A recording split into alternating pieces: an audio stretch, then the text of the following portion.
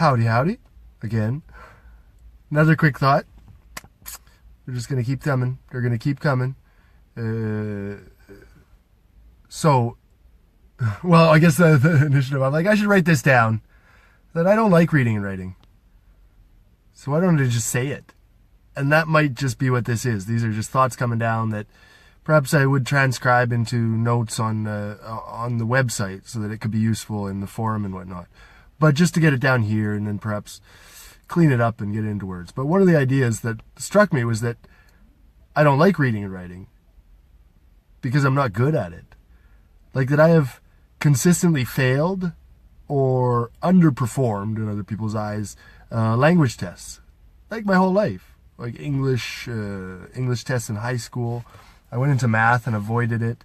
In fact, there was a long period where the only reading I did was math textbooks, articles, or discussions, I suppose, in scientific journals. Some lighter stuff in that vein, but no novels, none of that stuff, because I just didn't like it.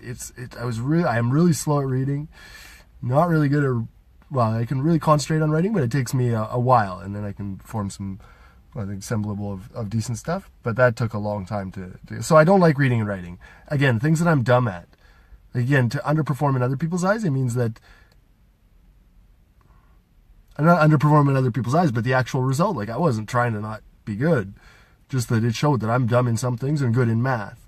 And in fact, that the IQ test is really highly correlated with that. If you're good in math, you're better at IQ tests. So if you're good at painting pictures and just like Picasso level genius, you might be really low in the IQ sense. So, an addendum, I should have said that. But really, it was also thinking about, again, the intention. And I thought, oh, I'm such a Pharisee to have said it. Just that the intention of my previous video was to say the value of someone despite the measures of society, standard measures like the IQ test.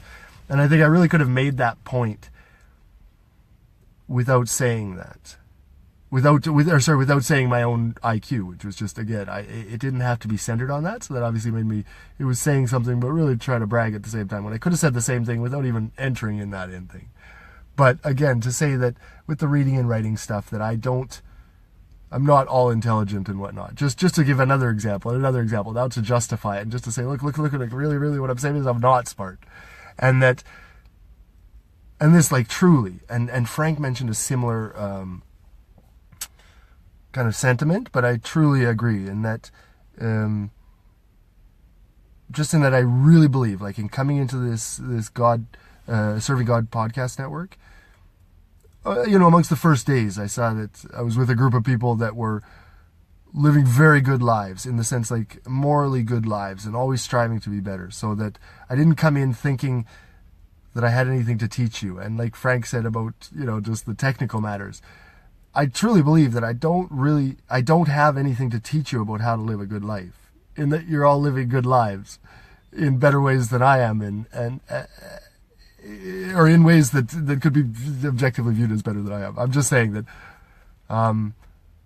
as Frank said to me, I'm not a cell phone expert or a job advice expert, but I managed to get really good stuff out of him. So, when I said that comment earlier about intelligence, I knew internally that I was not, it wasn't the right intention.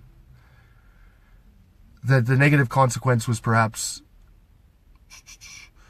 how we interact in the future. Again, that these are societal norms, and so we've kind of accepted it that, wow, you got a good IQ score, therefore you merit some extra respect despite what you have or haven't shown so far to deserve it. So, all to say that do not take it, what I said, as some way that and especially just what I just said, I don't deserve anything that I haven't shown you that I merited in terms of whatever qualifications I have. And I don't believe I have anything specific. I definitely don't have anything, no agenda of something, I got to teach anyone anything, because in that sense, I really, at least I don't have it. Like, I'm just going, if there was, blank the agenda and just see what someone else wants to talk about in that sense. But I don't have an agenda consciously. I'm sure there's an unconscious one, but even that one I hope to work on, because I do not believe I have anything to sell you. But at the same time, like, Frank has given me some great advice, job advice and sell advice. So if something unintentional does come up that's useful because we just keep talking to each other, I mean, that's great. So in that sense, a positive thing, I'm just going to keep talking, hoping that even it's just like, wow, what a fair, maybe there's something in there that might help out. And continuing on, like on that, it's like, oh, maybe I have something to say that could be useful. So another thought that was coming up was, okay, I'll say this as a Pharisee of like, I've got great job advice. To say, just an idea for Frank's career, future career, upcoming career, blossoming career, I would say, because I'm not saying a venue change. Well, just hypothetical. Let's just imagine this. I'm not proposing it as anything, but just imagine this. So Frank goes off the grid, I should say, like off YouTube, I mean off Facebook, as a principal mean, or that he uses it, but just using other means as the way to get out the message, or get out your voice as it is. To go on to like any call-in show, any call-in kind of, or video in, of any level of thing that would accept just someone calling up, you know what I mean? Call-in shows, video-in shows, it could be local, but the fact that you can access even ones in California, say, who are just like, hey, Skype us in. It's like, oh, Frank's watching, and you just find out these venues.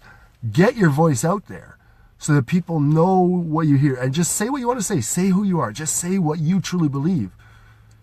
And then, just do it again and again as you have free time to do this. You're doing it for free, but the idea is uncensored. Of course, you can't say certain things on the radio, and I know you're not going to just flip off the bird, or flip the F word, or whatever you say, is that once in a while you get a hook.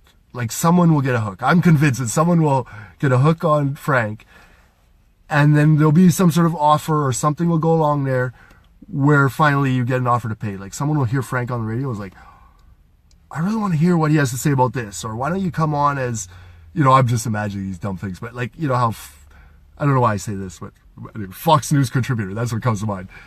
It's like, kind of like, they don't have to have a PhD, but they have to be a very, no, I shouldn't say that. But in some sense, they have to be an entertaining voice for this or that side. And that one day, it might not be Fox News National, but I think this might be a way of, even, again, just,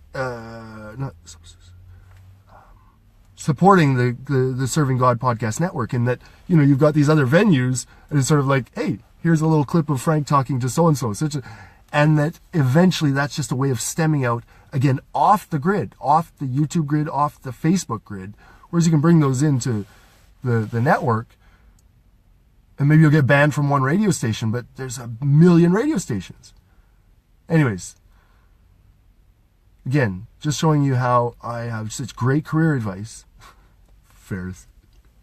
Gonna stop saying Pharisee. But again, just throwing out ideas like that. Like, just, hey, Frank, I really think you need to get your voice out there, and I think that this could be your career. With your feet up, like 10 feet from the fridge, so that you're not in a sugar crash. You're just always on, like, top Frank shape. And again, get a hook and get some money out of it. That's all for now. We'll talk later.